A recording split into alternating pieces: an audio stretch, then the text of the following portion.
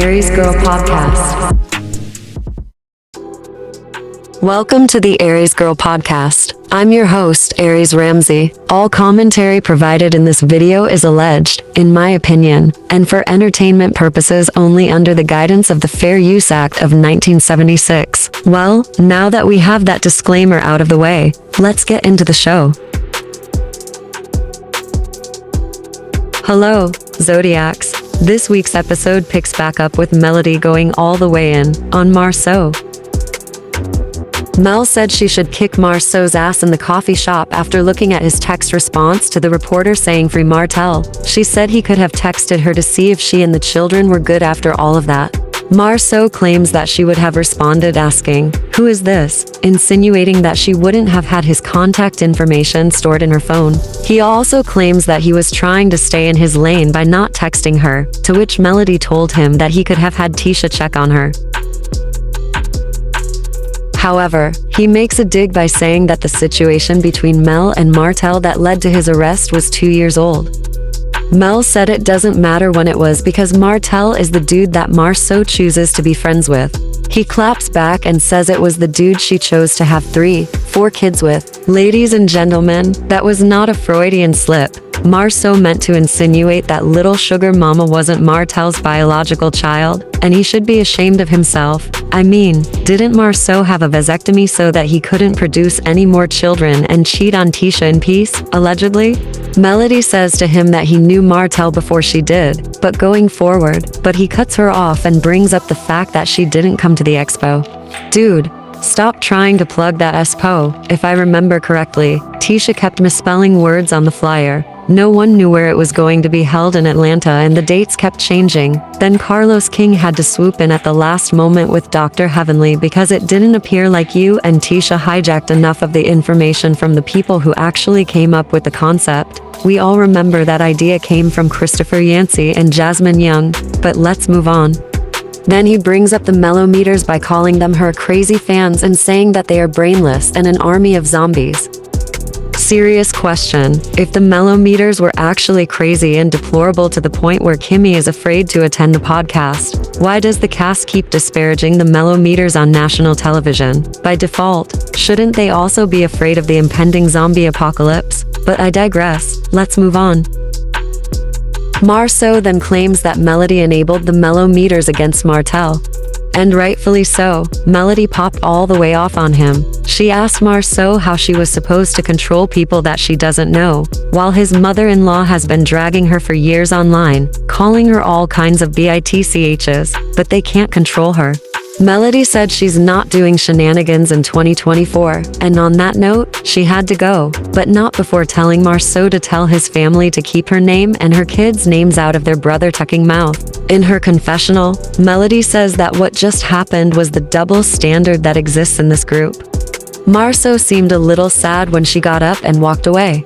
In his confessional, Marsau said that he thinks Mel is literally and figuratively running away from the truth. He says that Mel knows what the mellometers do for her, and she likes it, so she's not going to stop it. Then, he acted like Melody did a dine and dash after she walked out, by standing up and telling the employees that he will take care of the bill. I'm willing to bet that Melody had already paid for her tea herself before they even fixed it for her, kind of like you do at Starbucks. But we know how Marsau always fake flexes for a camera.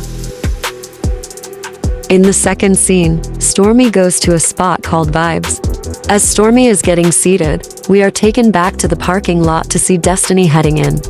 Am I the only person surprised that Destiny isn't heading to someone's podcast to do an interview about Melody, Sunni, and Moses instead of herself? Wait, perhaps she is coming from one of those interviews. Sorry, I know I'm being messy, so let's move on.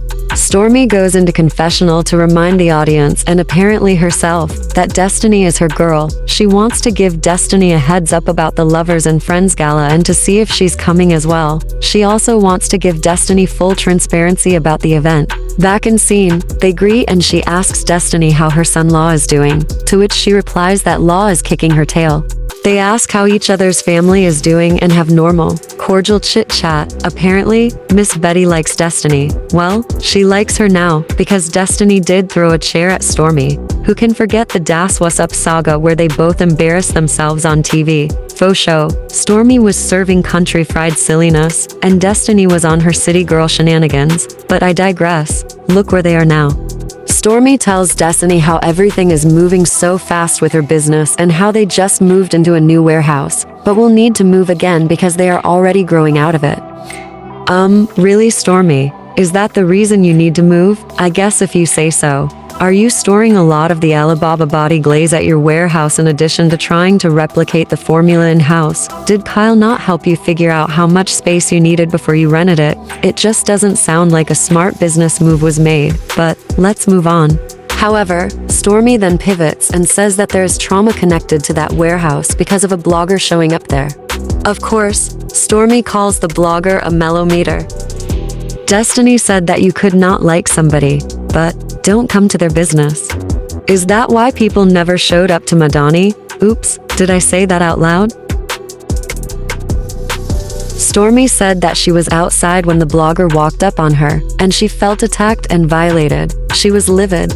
In confessional, Stormy says that this isn't the only obstacle that she has had to overcome. She's learned that the only way to get out of something is to go through it. Back in scene, Destiny says, "New start, new beginnings." Stormy then brings up her dinner with Melody at the Asian restaurant and asks Destiny if she has spoken with Mel. We all know the answer is no. Stormy just seems so shocked that Destiny's and Melody's friendship is dead in the water. We all know that Melody's cutoff game is quick. If she doesn't need to fool with you, she won't, but she will film a scene with you to get her check. So I think Stormy is reading a bit too much into her dinner with Melody by thinking that their relationship isn't also dead in the water. Let's move on. Stormy also tells Destiny about how she met up with Mel at the podcast, and the energy was good, but Destiny has to ask her if the energy was real. Destiny, girl, stop, just stop. You are really reaching, and you sound desperate as hell. In Destiny's confessional, she says that what is so jarring to her is that everybody in Melody's life has to operate in the black and white, but she can play in the gray all day. Gee, I wonder who wrote that line. It had to be Carlos. I mean, it actually rhymed. Destiny even effed around and said that Melody can't be Cruella de Vil and play in the gray. It has to be black or white. Now, the childish, disrespectful graphic of Melody with the little Dalmatian sent me into hysterics, because I was imagining Melody dog walking Destiny on that leash along with a few other people. Back in scene, Stormy proceeds to tell Destiny that she invited Melody to the Lovers and Friends gala, but she declined since Martell was going to be there. But messy, Destiny asked Stormy why she even invited her. Back in confessional, Stormy says that the gala is important to her and to Canvas Beauty, and she wants to give a fair warning to everyone about who might be in attendance. Ooh, is Trisha's husband invited or something, so that he can meet Ken? Let us know, Stormy. Then, back in scene, Stormy dropped the bomb on Destiny by telling her that she invited Sunni and Moses to the gala. Then, she asked Destiny what was going on with the Sunni and Moses thing. Destiny claimed that Moses reached out to her and wanted to talk after all of these months. Really? Destiny. How so? Because I thought you blocked Moses and Sunni on your phone. Tell us how he got in contact with you. Or, did production set up your meeting with Moses for your tired storyline? When Stormy asked how it went with Moses, Destiny told her that he showed up without his wedding ring on. I swear, that was just a production ploy that Moses played along with. He probably had his wedding ring with him the entire time he was with Destiny. Then, Destiny claimed that Moses was talking in circles about how he and Sunni were just trying to help her, and that Sunni was professional with her. Apparently, Stormy didn't think that Sunni was professional as well, but it's not like having an injured dog run around a warehouse where hair and body products are being produced and packaged is professional either. Destiny again said that Moses wanted her to date him like he was her girlfriend, to court and woo him. Again, Destiny, you claim you have big D energy. That would enable you to court a man, woo him, and do many other masculine dating rituals, right? Or is it that you have small C energy? Thankfully, this scene is over. Let's move on. Please subscribe to the Aries Girl podcast channel. Like the video and hit the notification bell so that you never miss an episode. In the third scene, Tisha drives to the office. When she walks in, we see Marsau and someone named MJ Hall. Wait. MJ Hall is the Scots chief of staff? Is this real life? Normally, people who hold this title work in government. Oh my god, I can't with this fakery and foolery. Apparently, MJ is nervous about being a property manager on the Whitehall duplex for the Scots. It's just a duplex, meaning there are only 2 tenants. MJ, my goodness. But we are all nervous about something at some point, so I will cut you some slack. If you're keeping up, MJ is a chief of staff and a property manager for the Scots. Make it make sense. Tisha asked her why she was nervous, because she thinks MJ is ready. In their confessional, Tisha says that MJ was brought onto their team to help them out with all of their businesses. MJ has a background in real estate and is hoping to gain experience on the development side. Tisha claims that teamwork makes the dream work, and it's a lot of work. Too bad you don't get teamwork from Marsau at home with your kids, Tisha. Sorry for being petty, everyone. Wait, I'm not sorry. Back in scene, MJ states that her help is needed at Black, so she was going to head there. You mean to tell me that poor MJ is the chief of staff without any political or government attachment, a property manager of a duplex, and she's helping out at Black? How much is this child getting paid, and how many hours a week is she working? Something about her entire employment at Skoll Industries Inc. /Scott Development /Black isn't making logical sense. I need to see her job description right now. MJ also mentions that it is her 1-year wedding anniversary, and Tisha congratulates her on surviving the first year. Once MJ leaves, Tisha and Marsau discuss the meetup he had with Melody and how Tisha's mom has been talking about Melody on social media. Tisha claims that she asks her mom specifically not to talk about Mel. Marsau brings up the fact that Mel wanted to know how she was supposed to control her fans when he couldn't control his mother-in-law. Tisha deflected and says that Mel can control the mellometers. In my opinion, Tisha should have been explaining why she can't control her own mom though. Then, Tisha claims that the mellometers listen to Melody and even says that Melody hasn't even tried to control them. Seriously, is Tisha reading from some talking points or is she pulling this gibberish out of thin air?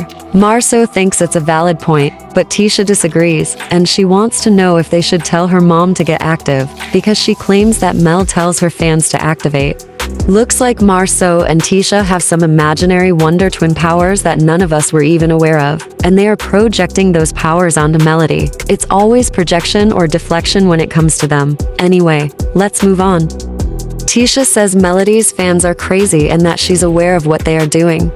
Wait, let's pause the brakes here. Are the cast members getting some sort of bonus every time they mention Melody's fan base? Maybe a little something extra for any disparaging adjectives as well. This has gotten ridiculous, and I'm calling it out because it needs to stop. Marsau then claims that 2 things can be true. He says that Melody doesn't control her fans and she also activates her fans, and Tisha isn't saying anything about her mom. Back in confessional, Tisha says that Mel is just deflecting by saying Tisha should control her mom instead of her taking accountability for her fans. Tisha, that's actually what you are doing. You're deflecting, and the last time you spoke about taking accountability, you needed a Candace Dillard Bassett triangle to get through the scene, so there's that. Marsau agrees with Tisha, but says that Mel made a valid point. He will accept it, adapt to it, do his best to change it, and grow because that's what they do. That's how they win. Question: does this methodology also apply to your lawsuits and court cases? I'm asking for a friend. Back in scene, Marsau brings up the expo yet again and how people are saying they took advice. I think he means to say commandeered other people's ideas. This BS scene was short, just like it needed to be. Let's move on to the longest scene in Love and Marriage Huntsville history, the Lovers and Friends Gala. In the 4th scene, we meet up with Stormy getting the decor completed for the Lovers and Friends Gala. The event space was decorated so beautifully. A+ Stormy, A+. It looked like a wedding reception was about to take place. In her confessional, Stormy states that this is the day of the event. They are getting ready for Valentine's Day after launching 2 new body glaze scents, one being red velvet. It's just a celebration of love, and she wants to be able to do this every year. In scene, Tisha arrives with Ken, and Stormy greets them. She gives them the rundown of what they need to do for the event, where to be and when to walk. Stormy went over the entire play-by-play for them. We then dip into Trisha's confessional, where she admits to being nervous. Then, we dip into Stormy's confessional, where she wonders why Tisha is nervous about her modeling debut, because of how good she looks. Back in scene, people start to arrive to the event. Stormy's mom, Betty. Sunni and Moses. Nell and Chris Fletcher. Stormy goes to Sunni and Moses and tells them that she hopes that they enjoy the night, and Sunni says to her, hopefully. When Stormy asks why, Sunni tells her that it is because she is not the best taste in people's mouths right now. In her confessional, Stormy says that since Sunni and Moses decided to show up, she's praying that the night goes smoothly, and if she and Destiny do need a moment to hash things out, they can do it without anybody seeing it, and the night can remain a celebration of love and friendship. We then go to Nell's confessional, where we learn that she is apparently surprised to see Sunni at the event. But in scene, Nell goes up to speak to Sunni and Moses and introduces herself. However, it seems as though Nell and Chris had met Sunni at Martell's wine tasting about a year ago. Back in her confessional, Nell claims that she really wants to know what's going on, and there's no better way than to hear it from the horse's mouth. Back in scene, Nell pulls Sunni aside and starts grilling her about how she and Moses hooked up, if she was Destiny's producer and if Moses was Destiny's man. Sunni explains that she met up with Moses when both she and Destiny were no longer on the show, which was a year after she stopped working in Huntsville. She and Moses ran into each other several times in St. Louis, and at first, she rejected him because of the situation and how it would look, but eventually gave in because she wondered if she was blocking her blessings. Moses could possibly be her husband, and that Moses was very persistent in trying to date her. Nell asked Sunni if Moses knew that she knew Destiny, and Sunni said yes and also took the opportunity to tell Nell that Moses was dating other women at the time. In her confessional, Sunni explains that the people in Huntsville were probably under the assumption that Destiny was in an exclusive relationship with Moses, but that isn't the case. Meanwhile, Chris and Moses chat each other up about their attire. Moses mentions that he and Sunni are looking for some investment properties in Huntsville and that they might move there. Take my advice, Moses, don't move to Huntsville. Just buy some investment properties there and remain living your best life in St. Louis, Missouri. Back with Nell and Sunni, Nell has the realization that Sunni's and Moses's family knew each other and that they didn't undermine Destiny. Nell asked her if she had ever been out with Destiny and Moses. Of course, we all know about the birthday gathering, but there were others there in addition to Sunni, Destiny, and Moses. Sunni and Moses only seriously dated 90 days before they got married, and she did reach out to Destiny a couple of days before their wedding. Nell doesn't totally think it's right, but says she isn't God, and you can't help who you fall in love with. Let us not forget that Chris was still legally married to his first wife when he and Nell first got together. I swear that Nell was reading her questions for Sunni from cue cards or a teleprompter because of how forced and scripted it seemed. I was looking for an inadvertent camera shot from production with someone holding the cards up to help Nell push the messy conversation along. Back in confessional, Sunni says she knows that Nell is friends with Destiny, and the fact that Nell is welcoming her makes her glad. Unfortunately, Sunni doesn't know that she spoke too soon by giving an opinion of Nell Fletcher, because, back in scene, Nell goes up to Stormy to tell her how she just talked to Sunni, and said that it was interesting, because Sunni had just told her she and Moses had both tried to reach out to Destiny, but Destiny didn't answer either one of them. Destiny chose to just go on a podcast and talk about it as her revenge instead. However, Stormy claims that she doesn't get, quote, unquote, vengeful from Destiny. Girl, Destiny is the same person who wanted to hit you with a chair a few seasons ago, but okay, Stormy. Next, Stormy says that she didn't know Sunni well enough to judge her, but things just didn't look right with her and Moses. But on the flip side, you love who you love. Seriously, how many times are we going to hear "you love who you love" and "you can't help who you love" in this episode? Carlos, you need to hire better script writers or instruct the cast to be their authentic selves when speaking. Then, oh my god, Destiny walks in, looking like Little Red Riding Hood, except her hood was off-white with sequins, and she apparently forgot her basket of goodies for grandma. She first hugs Courtney and then walks around to find Stormy to greet her as well. Both Sunni and Moses look at Destiny greeting everyone, and we are taken into Sunni's confessional where she said that when she saw Destiny, it was important for her to pull Destiny aside and have a conversation with her, because she didn't want to be in a room with somebody side-eyeing her the whole time or snickering. Back in scene, Sunni asks Stormy if she minds if she pulls Destiny to the side for a quick conversation. We are taken to Stormy's confessional, where she says that she is going to put Destiny and Sunni in a private room because she doesn't want all hell to break loose like it did at the Galentine's Day event. Stormy, you were the one who was about to fight with Destiny that day at the Galentine's get-together. Luckily, production rolled the prior footage. So, Sunni walks up to Destiny and says, "Excuse me, Destiny, would you like to have a conversation?" And Destiny replied that she wouldn't. You heard that right. Destiny said WOULD in apostrophe T, as in would not. She looks a little scared and nervous in my opinion. And wasn't she displaying big D energy in her confessional, acting like she was never scared like Bone Crusher? We are taken back to her confessional, where she says that when Sunni was asking for this quote-unquote moment, everything in her wanted to slap fire at her face. But as the lady that she is evolving into, she had to make a better choice. Me thinks Destiny was scared and trying to avoid going back to Jaya. Stormy takes them into a private room, and we shoot back into Sunni's confessional where she says, "Let's just address this right now." Sunni told Destiny that she reached out to her, but she didn't respond. Destiny asked Sunni what Sunni expected her to say. Sunni said that she didn't expect for her to say anything, but she did not expect her to go on a podcast and speak about it. Then Destiny claims that she's a public figure, and asks why wouldn't she talk about her public life on a public platform. Public figure? Sunni reminds her that she wasn't a public figure at the time she went on those platforms, and Destiny's delusions of grandeur kicked in because she said that her title doesn't go away just because she isn't on the show. So, given that logic, Destiny must still be a jail inmate after her most recent arrest, right? Because her inmate title doesn't go away because she's currently out of jail, right? Let's move on. Destiny then asks Sunni why she would need to speak to her about things, and that Sunni didn't choose to speak to her about being in a relationship with Moses. Seriously, Destiny? Sunni reminds her that she did reach out to her, but Destiny clarified and said that Sunni reached out 2 days before the wedding. Okay, that was foul on Sunni's part, but she is being truthful about the fact that she reached out. She's on some serious, better late than never stuff.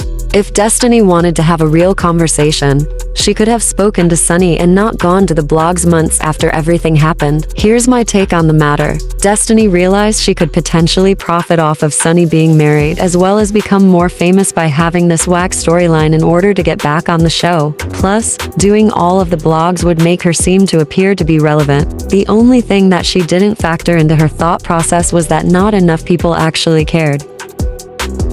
Destiny then asked Sunni how they could have a real conversation when there was no realness in any of this.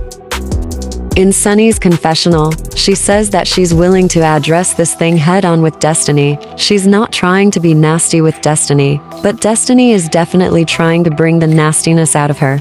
Destiny asks when they got together, and Sunni gave Destiny the rundown of hers and Moses's timeline. Sunni said during that time, Moses had a whole girlfriend and situation in St. Louis, and Destiny asked Sunni what that says about her, and wanted to know if Sunni was a side chick to the woman that Moses was dating at the time. It gets interesting when Sunni said that Moses was done with that woman and that Destiny had even said that she wasn't with Moses anymore at that time. In my opinion, Destiny can't keep her lies straight. She tells a different set of lies on every podcast that she does, and she's doing a podcast or interview weekly these days. It's just so much easier to remember the truth, Destiny. But let's move on. Destiny starts asking Sunni how many women Moses had at the time, and if Sunni was a side chick. But Sunni claps back and says, "Biatch, I ain't never been the side chick." And Destiny tells her, I'm not your biatch, and that the whole situation was foul, and accused Sunni of trying to drag her name by Sunni saying that Destiny was a side chick to Moses. I did a partial recap of the interview that Moses did with Dustin Ross recently. Moses said that Destiny started off as his side chick. Too bad Destiny didn't know that Moses would clear things up before she lied on this episode. But Sunni reiterates to Destiny that she was a side chick to Moses. Destiny starts to drag Moses and asks Sunni if she was a side chick to Moses when he was married to his wife that he was married to and divorced from in prison. However, Sunni states that Moses had been with his ex-wife since he was 17 years old. Destiny said that both she and Moses were single when they met, but Moses has already refuted that. Check out my video. He said Destiny wanted him despite his being in a relationship. She was a side chick from day one with Moses. Destiny then tells Sunni not to start spreading rumors and lies, and Sunni claps back and says that Destiny is the one actually spreading rumors and lies. Destiny then claims that Sunni was a side chick to her because she was accusing Sunni of being with Moses before the July-August time frame, and Sunni tells Destiny that she was never a side chick and that she was the wife. Destiny then tells Sunni that she won, and that if you play stupid games, you win dumb prizes. Destiny, wasn't Moses the prize that you wanted to win? And Destiny girl, you were claiming on those podcasts that you and Moses were broken up when Sunni started dating him. So get your lies straight. She stomps out of the room and mutters to Sunni that Moses has been sleeping with everyone in St. Louis, and Sunni tells her that Moses was sleeping around on his timeline with Destiny, not her timeline. But Destiny calls Sunni a liar and claims that people have been calling her about who Moses is sleeping with, and wants Sunni to think about what it says about her if she is with a cheater, and that she can't be that smart. Question: how smart was Destiny when Moses was cheating on his girlfriend with her when they first got together over 15 years ago? Sunni said that Destiny couldn't be that smart either.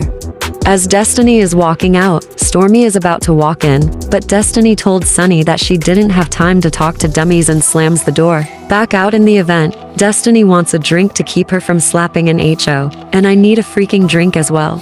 Stormy walks back in the room with Sunni as she sarcastically states that it went well. Oh, that was a lot. Martell greets Destiny and asks her what's up when he sees her. Destiny immediately asks if he sees Sunni and Moses there, and tells him about the conversation that she just had with Sunni. Martell asked her if she threw drinks at Sunni, and Destiny said that she didn't because she's in her healing space, but she still wants Martell to be her bodyguard, and he says that if Destiny has to slap a biatch, she just has to slap one. Are they freaking kidding with this crap?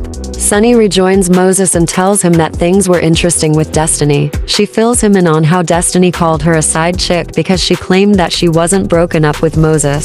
Sunni then said that Destiny dropped the ball, and she picked it up and scored. She finally realizes that she doesn't need Destiny's approval. But since she had so much to say to Moses and so much to say on podcasts, that she could also say it to Sunni. Destiny tells Martell that Sunni and Moses are a match made in hell and that she hopes they're happy. Martell says that as long as Sunni and Moses are happy, that's all that matters, but Destiny wants to know why they have to be there, in Huntsville. Martell then asks Destiny if Sunni and Moses knew Courtney or anyone else there. Sunni tells Moses that they can now leave the party, and mentioned that the sandwich was nasty. I hope that a certain someone didn't cater this event with their food truck. But they do end up leaving the gala. Martell walks over to speak to Ken and Trisha ended up calling Martell a flaker because he flaked out of modeling at the event. He claims that he was never in because it was all contingent on how he was going to look, and that if he looked like Ken, he wouldn't have a problem. In Ken's confessional, he says that he's going to have to get with Martell at some point about the wrong impression that he has put out about Trisha, but not tonight, because it is all about Trisha tonight. Martell speaks to Nell and Chris, and she asked him if he was supposed to be one of the models with his chest out. Martell jokes that he doesn't look like Chris, so he cannot have his chest out at the gala. Then, Nell looks at Ken and calls him Megatron, and asked if Megatron was doing the modeling now. Megatron, why not Optimus Prime? But okay, Nell. In his confessional, Martell said that he decided not to model his dad bod. Nell joked that she wanted to see both Ken and Martell, and I'm not sure how her husband Chris felt about that. In Stormy's confessional, she says that she is super shocked that Martell didn't come through for her by modeling because everyone was waiting for him to take his shirt off and the girls were ready to rub him down. But she's not surprised because she thinks he has a little bit of stage fright. Back in scene, Stormy thanks everyone for coming to the event. Ken and Trisha do their rub-down routine. And Trisha says that she has never been more uncomfortable in her life in her confessional, but Ken gave her a pep talk by telling her that it was almost over. She said she was talking through her teeth, saying it needs to get over quick and that it was the last drop of the body oil. Back in scene, Nell walks outside with Destiny to have a private conversation. She tells Destiny that she talked to Sunni and how she felt about their conversation. Destiny tells Nell that Moses was her man when she introduced him to Sunni at her birthday dinner and tells Nell who was in attendance. It was Destiny, Sunni, Moses, Destiny's accountant and her man, and some other man. That's 6 people by my count. Nell claims that she should have spoken to Destiny before Sunni because Sunni was making it seem like more people were there than actually were. And Nell mentioned that she had given Sunni the benefit of the doubt. Actually, no, Sunni only said that there were other people there. She never said how many, and I think that you just imagine a room full of people. Stick to the facts. All Sunni said was that other people were there, meaning that it was more than just Sunni, Destiny, and Moses sitting at the table. You're putting 20 on 10, just like Destiny. Destiny claims that she talked to one of Sunni's friends, and allegedly, this friend said that Sunni took her friend's man in high school, and that taking people's man was Sunni's MO. This is so childish. Destiny, grow up. Please grow up. Destiny, damn. In Nell's confessional, she says that this is a lot to digest, but at the end of the day, Destiny is really hurt because she had feelings for Moses and cared for him, and that Destiny didn't see this coming. Back in scene, Nell claims she didn't talk to Moses and that she only talked to Sunni. Destiny thinks that when she pulled away from Moses, he chose Sunni to hurt her, and Nell says that that's not a good man in reference to Moses. Out of all of the women in St. Louis, he chose Sunni. She starts crying and saying that Moses was really her friend.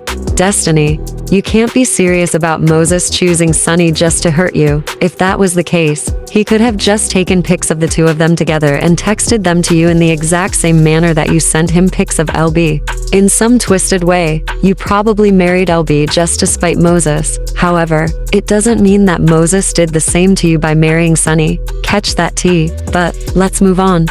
In her confessional, Destiny says that Moses was always somebody that she was friends with over the past 15 years, and talking with Nell about it made it more real. And with his decision to marry Sunni, they can't be friends any longer. There's no going back and that the friendship was lost. Destiny, is being friends with Moses even an option for you in real life? Nell asked Destiny if Moses ever reached out to her, and she said never. Nell then tells Destiny that she's sorry, and Destiny says she realizes that it is what it is. Life goes on. She felt what she felt. She's feeling what she's feeling, and life will go on. To close out this long, drawn-out scene, Nell tells her that she will be fine as Destiny cries. Thanks for subscribing to the Aries Girl podcast, and for liking the video and hitting the notification bell so that you never miss any of my videos. In the 5th and final scene, we meet up with Stormy as she is watering plants with her son Chess alongside their babysitter Bree. In confessional, she says that the gala was a lot of work, but it was worth it because it was a huge success, but she's ready to get back to normal life. Courtney walks in and tells her that he just came back from the warehouse and the police had come by looking for her. Stormy is curious as to why the police would be looking for her, and Courtney said that he asked why they were looking, but they told him that they couldn't give him any information. Stormy thought that he was joking, but Courtney told her that he was serious, and that she might want to call a lawyer and see if they could check on it. But Stormy wanted to know how many police. I guess it made her feel better that only 2 cops showed up instead of an entire SWAT team like they allegedly sent for Destiny. But we all know that Destiny lied about Huntsville's SWAT and how she recently got arrested.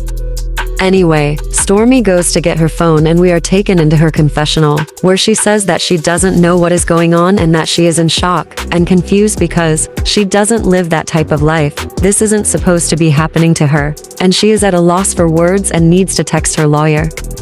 The babysitter inserts herself in the mix by asking Courtney about the 2 cops being sent. Perhaps she should do her job and watch their baby.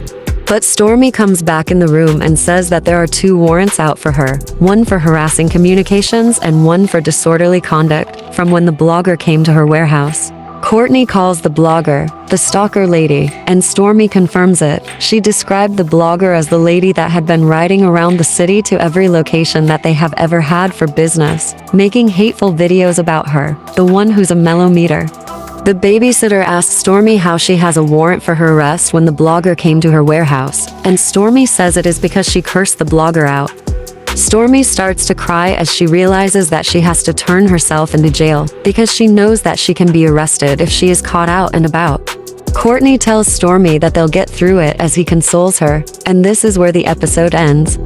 Zodiacs, what do you think about Stormy's situation? Surely, she can get advice from both Destiny and Martell about turning herself into the police. Also, this isn't Stormy's first arrest either. I find it ironic how Courtney downplayed Martell's harassing communication of Melody Shuri as just a phone charge, and here is his wife with a warrant for her arrest on the same thing. And Carlos King wonders why people are calling this show Love and Marriage Huntsville after lockup. Please let me know what you think in the comments below. Don't forget to like the video and subscribe to the Aries Girl podcast so that you never miss out, and I will see you all on the next video. Until then, take care.